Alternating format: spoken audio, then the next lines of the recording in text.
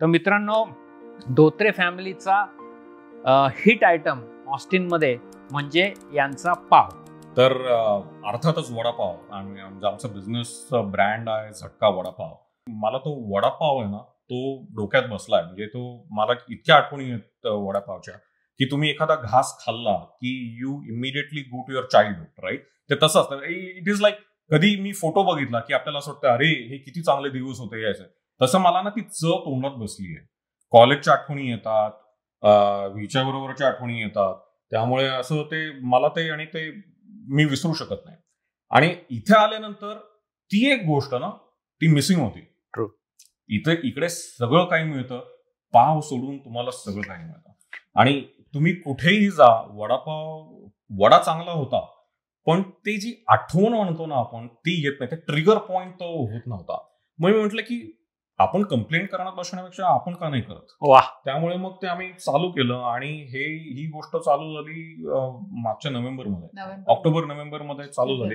मग आम्ही म्हटलं की आपणच प्रयत्न करून बघू.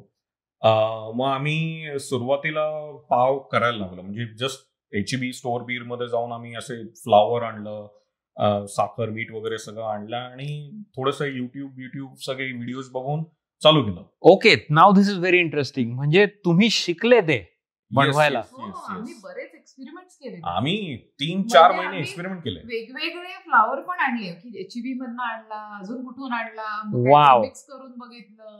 सगळं करू. आम्ही 3 महिने आम्ही नुसते पाव बनवत होतो. जे ठीक नव्हते ट्रॅश, आणि जे बनले ते आम्ही नेबर्सला देऊन काय वाटतंय तुम्हाला हे असं फीडबॅक घेत होतो. 3-4 महिने हे झालं. आणि मग बेसिक गोष्ट काय आहे ना, इकडे जे तुम्ही जे म्हणालात की पाव इकडे मिळत नाही, तर बरोबर आहे. इकडे ना हॅम्बर्गर बन्स मिळतात. कारण का इकडे ऑब्व्हियसली हॅम्बर्गर्स सगळे जातात आणि हॉटडॉग बन्स वगैरे असे असतात. तर त्याला ना थोडीशी अशी गोडसर चव असते आणि त्यात बरेचसे प्रिझर्वेटिव्ह असतात. आणि तुम्हाला असं म्हणजे इंडियामध्ये तुम्ही कुठल्याही किंवा पुणे मुंबईच्या अशा गल्लीतनं गेला तर तुम्ही एखाद्या बेकरीच्या समोरून गेला तर तुम्हाला तो असा वास येतो. तर ते आहे ना, ते एक महत्वाचं इन्ग्रेडियंट आहे. तर we started looking for that. म्हणजे कमी गोड, कारण का वडापाव बरोबर तुम्ही गोड पाव दिला तर त्याची चव लागत नाही. म्हणून मग आम्ही तो इंडियन टेस्ट साठी की आपण भारतात कसे वडापाव खायचो तेच एक्सपिरियन्स तुम्हाला इकडे रेप्लिकेट करायला काय करावं लागेल. मग भरपूर एक्सपेरिमेंट्स केले आणि finally we arrived at a right formula, म्हणजे or the most optimum formula. Experiment मध्ये इनफॅक्ट मी ऍड करेन, नुसतं पीठ नाही, आम्ही वेगवेगळे ट्रे वापरून बघितले. वेगळं मीठ, वेगळं साखर, ही साखर वेगळ्या ब्रँडची ट्रे पण आम्ही एवढे वेगवेगळे काठ वेगवेगळे असलेले, इतक्या सगळ्या एक्सपेरिमेंट प्रयत्न करून आणि टेम्परेचर कमी जास्त ओव्हनचं सगळ्या टाइपचे एक्सपेरिमेंट्स केले. Is very fascinating. म्हणजे मला फार छान इंटरेस्टिंग वाटतंय.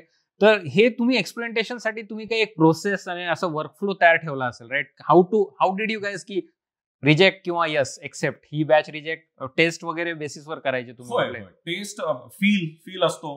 कारण का एक पहिली गोष्ट म्हणजे तुम्हाला तो द फर्स्ट थिंग तुम्ही नोटीस करता वास. म्हणजे पाव तुम्हाला कळायला पाहिजे की आपल्या आजूबाजूला पाव आहे. कारण का पावाचा वास येतो. तुम्ही कुठलंही इंडियन फूड घ्या, तुम्हाला कळतं की अरे आज काहीतरी आहे, किंवा त्याच्यानेच आठवण तुमची ट्रिगर होते ना. तर पहिली गोष्ट ती. दुसरी गोष्ट म्हणजे तुम्ही जेव्हा फील करून बघता, तुम्ही हात लावता, राईट, तेव्हा तो असा फील आलं पाहिजे की बाबा वरती थोडंसं नाईस असं क्रस्ट आणि आत सॉफ्ट, तो फील आला पाहिजे. तिसरी गोष्ट म्हणजे तुम्ही खाताना तुम्ही चव कशी लागते तुम्हाला. सो हे 3 क्रायटेरिया आहेत, त्याच्यावर आम्ही फोकस केलं. आणि मग आम्ही टेस्टिंग भरपूर केलं. मग आम्ही लिटरली आमचं एक ते बेस फाउंडेशन, तो फॉर्म्युला झाल्यावर आम्ही असे पाव करायचो, तिकडे ठेवलं आम्ही पाव. आणि एव्हरी वीकेंड आम्ही असं गाडीत बसायचो. We just use to go to, म्हणजे आम्ही रेस्टॉरंट्समध्ये जायचो, त्यांना फ्री सॅम्पल्स द्यायचो. बराच चांगला प्रतिसाद मिळाला. इनफॅक्ट कधी कधी म्हणजे असं झालं की मग आम्हाला लोक म्हणायला की ठीक आहे, पुढच्या आठवड्यापासून आम्हाला 400 पाव द्या. आम्हाला देता नाही आले कारण का आम्ही घरी करायचो आणि तेव्हा आम्ही म्हणजे एवढं स्केल अप नव्हतं केलं. मग आम्हाला कळालं की कुठे ना कुठेतरी काहीतरी बरोबर होतंय. मग आम्ही ते सगळं प्रोसेस आणखी ऑप्टिमाइज करून कमीत कमी वेळामध्ये जास्तीत जास्त पाव कसे बनवता येतील, तो फॉर्म्युला एकदा फिट झाला मग आम्ही एक एक एक एक एक एक असं ते स्केल अप करत गेलो.